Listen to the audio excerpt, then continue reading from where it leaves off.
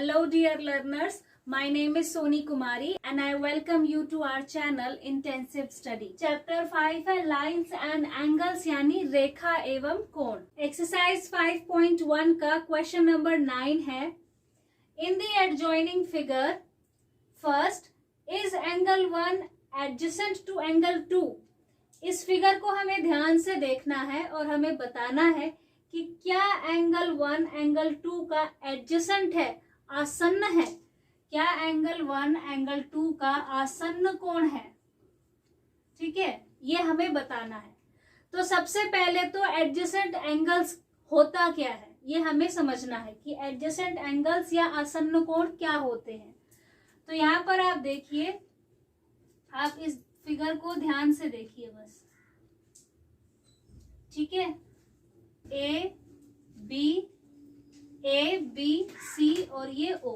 ठीक है, adjacent angles या आसन्न कोण का ये मैंने एक फिगर बनाया है. ठीक है, इसमें मैं आपको एडजेसेंट एंगल्स बताऊंगी. एडजेसेंट एंगल्स की पहली कंडीशन ये है कि वो एक ही पॉइंट से निकलते हैं. They have a common vertex. एक ही कॉमन वर्टेक्स या एक ही समान बिंदु होता है. आप यहाँ पर देखिए, एंगल ए ओ बी, इसका भी एक ही वर्टेक्स है ओ, और एंगल बी ओ सी, इसका भी एक ही वर्टेक्स है एंगल ओ, है ना. दोनों ही एंगल्स का जो वर्टेक्स है, जो कॉर्नर है, ठीक है, जहां पर ये लाइंस मीट कर रही हैं, वो ओ है. ठीक है, एक ही समान बिंदु से ये दोनों एंगल्स बन रहे हैं. तो पहली कंडीशन तो ये होती है कि उनका कॉमन वर्टेक्स होता है, एक ही समान बिंदु होता है. दूसरा जो कंडीशन है एडजेसेंट एंगल का, वो ये होता है they have a common arm. उनका जो एक आर्म जो होता है वो उन दोनों में ही कॉमन होता है, समान होता है. आप यहाँ पर देखिए, ये जो ओबी है, एंगल ए ओ बी में भी ओबी है, राइट, और एंगल बी ओ सी में भी ओबी है. तो ये जो लाइन है ओबी की, ये एंगल ए ओ बी में भी है और ये एंगल बी ओ सी में भी है. तो ये जो आर्म है, ये ओबी क्या है, ये एक आर्म है जो कि इन दोनों एंगल्स में कॉमन है.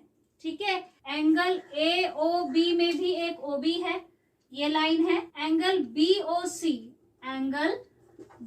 ओ सी में भी आप देख सकते हैं कि ओबी है. तो यानी कि एडजेसेंट एंगल्स का जो एक आर्म होता है वो कॉमन होता है. तीसरा कंडीशन ये है, देयर नॉन कॉमन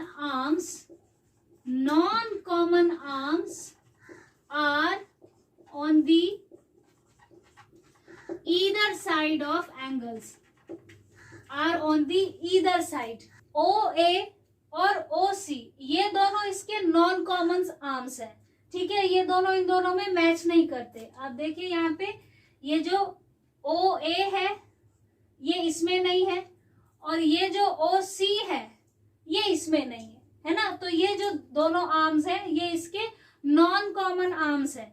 ठीक है, असमान है. तो ये देखिए, ये दोनों विपरीत दिशाओं में जा रहे हैं. तीसरी कंडीशन ये है एडजेसेंट एंगल की, आसन्न एंगल्स की. तीसरी कंडीशन ये है कि जो उनके नॉन कॉमन आर्म्स होते हैं वो दोनों अपनी अपनी दिशाओं में जा रहे होते हैं. अब देखिए, ये उस तरफ जा रहा है नॉर्थ की तरफ, और ये इस तरफ जा रहा है ईस्ट की तरफ. ये दोनों अपनी अलग अलग दिशाओं में होते हैं. इनके नॉन कॉमन आर्म्स अपनी अपनी दिशाओं में होते हैं, एक दूसरे के बिल्कुल विपरीत जैसे होते हैं. तो ये हमने 3 कंडीशन पढ़ ली एडजेसेंट एंगल्स की. अब हम देखेंगे कि क्या एंगल 1 और एंगल 2 में ये सारी चीजें हैं. इस फिगर में से आपको सिर्फ एंगल 1 और एंगल 2 को लेना है. तो मैं यहां से देख रही हूं कि यहां से एंगल 1 है, ऐसे करके एंगल 1 है, यहाँ पर ए है, यहाँ पर ओ है, और यहीं से एंगल 2 भी है. ये रहा एंगल 2 और ये रहा angle 1. A O C, angle A O C ही एंगल 1 है, और एंगल सी ओ ई ही एंगल 2 है. Angle A O C angle 1 है. ठीक है, angle AOC is equal to angle 1, और एंगल COE क्या है, एंगल 2 है। ठीक है, अब आप देखिए पहली प्रॉपर्टी क्या थी एडजेसेंट एंगल की, एंगल्स जहां से बन रहे हो उनका एक ही वर्टेक्स, एक ही बिंदु होना चाहिए। तो आप देख रहे हैं कि ये जो O है, AOC भी O से जा रहा है और COE भी O से ही बन रहा है, तो यानी कि इनकी पहली प्रॉपर्टी तो करेक्ट हो गई, इनका वर्टेक्स जो है वो कॉमन है। ठीक है, अब आते हैं आर्म्स पे कि क्या उसका कोई एक आर्म कॉमन है। हाँ, AOC में भी OC है और COE में भी OC है, तो इसलिए जो उनका आर्म है वो भी कॉमन है। तीसरा ये देखना है जो नॉन कॉमन आर्म्स है, यानी AO और OE, क्या वो अपनी अपनी अलग दिशाओं में जा रहे हैं। हाँ, AO इस तरफ जा रहा है, ठीक है, और OE अलग जा रहा है, ये ईस्ट डायरेक्शन में जा रहा है, नॉर्थ वेस्ट डायरेक्शन में जा रहा है। ठीक है, तो आप देखिए कि इन दोनों की डायरेक्शन कितनी विपरीत है, तो जो नॉन कॉमन आर्म्स वाली जो कंडीशन थी वो भी फुलफिल हो गई है। नॉन कॉमन आर्म्स भी इधर साइड में जा रहे हैं, अपनी अपनी दिशाओं में जा रहे हैं, वो भी एक दिशा में नहीं जा रहे, तो तीनों कंडीशन फुलफिल हो गई है। इसका मतलब एंगल 1 एडजेसेंट है एंगल 2 का, यानी एंगल 1 आसन्न कोण है एंगल 2 का। तो फर्स्ट का आंसर है यस। मैं चाहती तो डायरेक्टली भी थोड़ा बहुत समझा के यस लिख सकती थी, लेकिन मैं चाहती थी कि आपको एडजेसेंट एंगल पूरी तरह से क्लियर हो, तो मैंने सारी एडजेसेंट एंगल्स की प्रॉपर्टीज आपको बता दी, और इस बेसिस पे हम कह सकते हैं कि एंगल 1 एडजेसेंट है एंगल 2 का। सो फर्स्ट का आंसर है यस। इस क्वेश्चन के सेकंड पार्ट में है, is angle AOC adjacent to angle AOE, क्या AOC एंगल AOE का एडजेसेंट है। इस फिगर में से हम सिर्फ एंगल AOE और एंगल AOC को ले लेते हैं। ठीक है, ये C है, ये E है, ये O है। ठीक है, AOC और एंगल AOE, ये पूछ रहा है क्या ये एंगल्स एडजेसेंट है, आसन्न है, साथ वाले कोण हैं। आप यहाँ पे ध्यान से देखिए, एंगल AOE एक बड़ा एंगल है और उसी का पार्ट है एंगल AOC। इस तरीके से एडजेसेंट एंगल्स नहीं होते। एडजेसेंट एंगल्स अपने आप में दोनों अलग एंगल्स होते हैं, जिनका एक कॉमन आर्म होता है, एक कॉमन वर्टेक्स होता है। लेकिन यहाँ पर आप देखिए कि एंगल AOE के अंदर ही एंगल AOC है, इस वजह से ये एडजेसेंट एंगल नहीं है। सो सेकंड का आंसर है no, these are not adjacent angles. Third part में है, do angle COE and angle EOD form a linear pair, क्या एंगल COE और EOD लीनियर पेयर बना रहे हैं। तो आप देखिए ये एंगल्स किस पर हैं, ये CD वाली लाइन पर है, एक ये लाइन है CD, और यहीं से एंगल जो है वो इस तरीके से फॉर्म हो रहा है COE, और यहाँ पर है D। COE ये रहा और एंगल EOD ये रहा। ठीक है, तो यही हमसे पूछा है कि क्या ये लीनियर पेयर बना रहे हैं। हाँ, एक स्ट्रेट लाइन पर जब दो एंगल्स बनाए जाते हैं तो वो आपस में लीनियर पेयर ही होते हैं। आप देखिए कि यहाँ पर एक स्ट्रेट लाइन है, लाइन स्ट्रेट होनी चाहिए, इससे मतलब नहीं है कि वो ऐसी हो, वो ऐसे भी हो सकती है, वो ऐसी भी हो सकती है, और उस पर दो एंगल्स अगर बन रहे हैं, ठीक है, तो उन दोनों का सम कितना होता है, 180 डिग्री। लीनियर पेयर का सम भी 180 डिग्री होता है, और एक स्ट्रेट लाइन पर जब एंगल्स बनाए जाते हैं तो उनका सम भी 180 डिग्री होता है। तो आप देख रहे हैं कि ये एक स्ट्रेट लाइन है जिस पर ये एक लाइन है OE।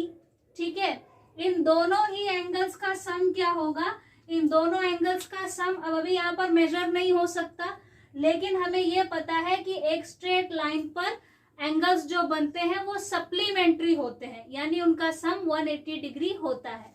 So yes, angle COE and angle EOD are linear pairs because they are the two angles on the same straight line. So इसका आंसर है यस।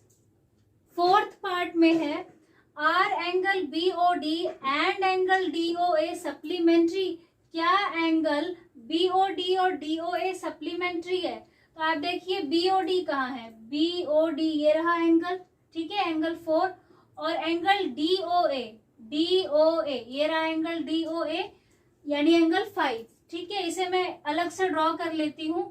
AB एक लाइन है, AB जिस पर कि ये एंगल्स बने हुए हैं। यहां से एक अलग से एक लाइन है, यहां पर है D, ठीक है। ये है एंगल DOA यानी 5, और यहाँ है एंगल BOD यानी यहाँ पर क्या लिखा है 4, यहाँ पर O है।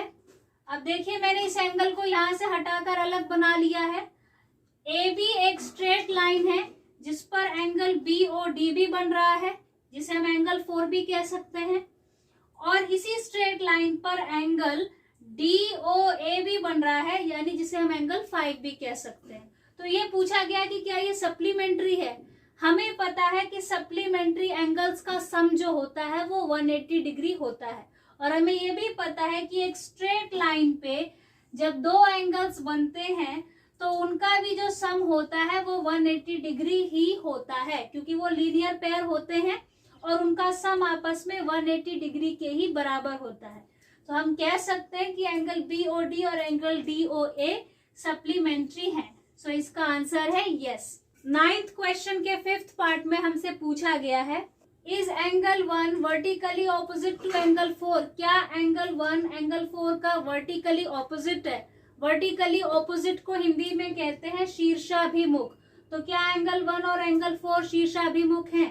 इसका आंसर है यस। अगर इस तरीके से क्रॉस जैसा कुछ बना हुआ हो, दो लाइंस आपस में जब इंटरसेक्ट करती हैं, तो ये जो दो एंगल्स होते हैं, ये मान लीजिए ये एंगल 1 है और ये एंगल 4 है, तो ये दोनों जो होंगे ये वर्टिकली ऑपोजिट एंगल्स कहलाएंगे।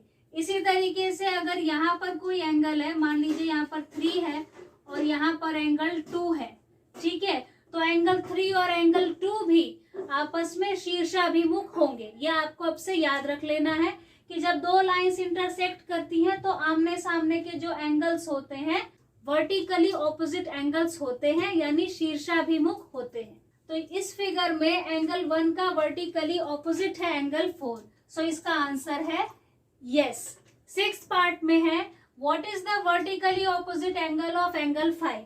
एंगल 5 का वर्टिकली ऑपोजिट एंगल क्या है? तो अभी मैंने आपको बताया कि जब दो लाइंस इंटरसेक्ट करती हैं तो आमने सामने के जो एंगल्स होते हैं वो आपस में वर्टिकली ऑपोजिट होते हैं। तो यहाँ पर तो एंगल 5 है, एंगल 5 को हम एंगल AOD भी तो कह सकते हैं, तो इसे हम एंगल AOD कह देते हैं, ठीक है। अब आप यहाँ पर देखिए COB, ये भी एक एंगल है जो कि यहाँ पर देखिए, अगर यहाँ पर एंगल 5 है जो कि AOC है, ठीक है, AOC है, तो आप यहाँ पर देखिए, यहाँ पर क्या है COB है ना। अगर यहाँ पर आपको दो एंगल्स दे दिए गए हैं 2 और 3, अगर यहाँ पर एक ही एंगल होता 6, तो क्या वो इसके कॉमन नहीं होता? बिल्कुल होता, ठीक है, वो इसके बराबर होता।